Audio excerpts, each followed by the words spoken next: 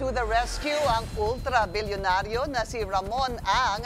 Sagot na raw niya ang mga kailangan para maresolba ang mga pagbaha sa Metro Manila. Wala raw kailangang ilabas na pera ang gobyerno, basta tulungan lang siya nito. Yan ang agenda report ni G. Baroga.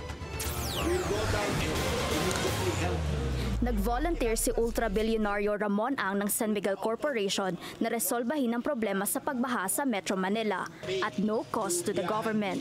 Yan ay matapos nilang matuklasan ang dahilan ng nangyari sa Commonwealth Avenue kasunod ng mga komentong dulot umano ito ng MRT-7 project ng kumpanya.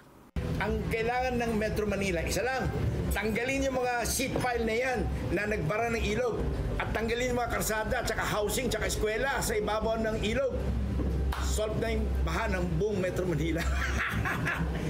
Sa ating pong water code, bawal po magtayo ng anything na makakabara sa daluyan ng tubig. Ang complication po niyan ay dahil po yan ay ginasusan ng pondo ng pamahalaan. May mga proseso po sa paggigiba or pag-aalis. Nag-offer rin si RSA na bumili ng lupa para gawing pabahay at eskwelahan na paglilipatan ng mga maaapektuhan.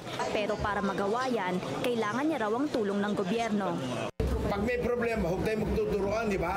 Hanapin natin yung problema, imbestigahan natin. Ako ang worker niyo, but of course with your authority allowing us to go down and remove all this obstruction. Solve yung baha na yan. Dapat din daw gawin ng mga ito bago pa ang panahon ng tag-ulan. Isa rin sa mga nakikitang dahilan ng mga baha ay ang problema sa basura. Suggestion ni RSA sa MMDA at Metro Mayors. Magtatayo ako ng waste to energy para sa inyo. At no profit to us, non-profit. Pero of course, kailangan pumayag kayo.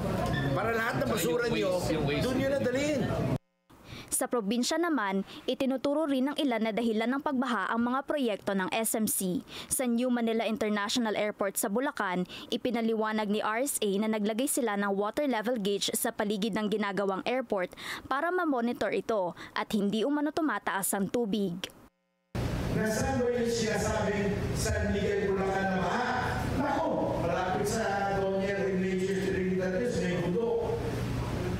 Alam niyo, may mga kababayan tayo na siguro malapit sa mga competitor ng airport.